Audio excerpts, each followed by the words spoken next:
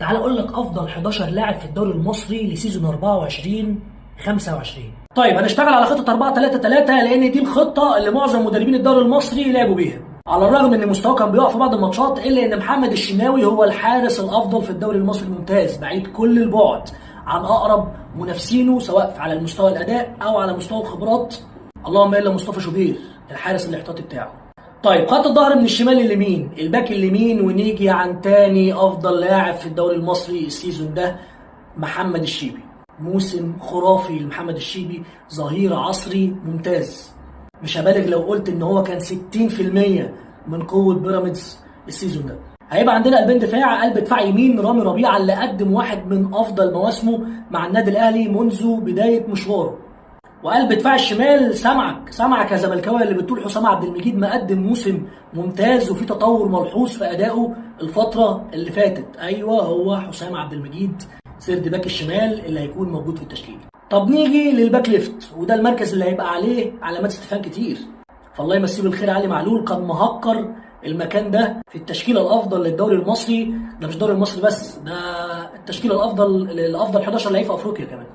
ولكن لما تيجي تبص كده على الباكات ليفت اللي في الدوري مش هتلاقي واحد تقدر تشاور عليه وتقول ان ده هو كان افضل باك شمال.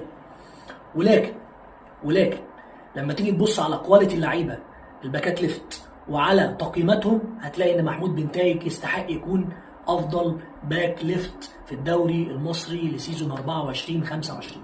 في نص الملعب مش هنحتار كتير، مروان عطيه هو اللعيب نمره 6 ورمانه ميزان النادي الاهلي. على يمينه قدام وليد الكارتي ترمومتر نادي بيراميدز دفاعيا وهجوميا، اللاعب اللي لا غنى عنه في تشكيله بيراميدز. وجنبه هيبقى السطور اشطر شطور امام عاشور افضل لاعب في السيزون. امام عاشور وصل لمستوى مرعب يا جماعه، عيني برد عليه، ربنا يحفظه ويبعد عنه الاصابات.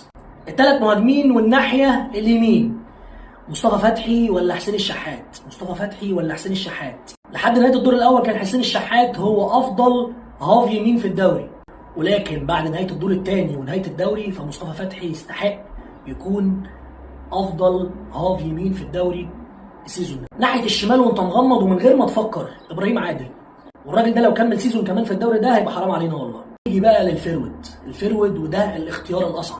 عندنا 3 قدموا موسم ممتاز على كل الاصعده، وسام ابو علي وناصر منسي اللي بينحت في الصخر والدبابه الكونغوليه فيستون مايلي. انا بشوف بصراحه ان وسام ابو علي مواصفات لعيب اوروبي، راجل يسجل بيمينه بشماله، تكنيك مبهر في الضربات الثابته، بيلعب بدماغه كويس. بدا السيزون بشكل جبار ونهاه بشكل اسطوري.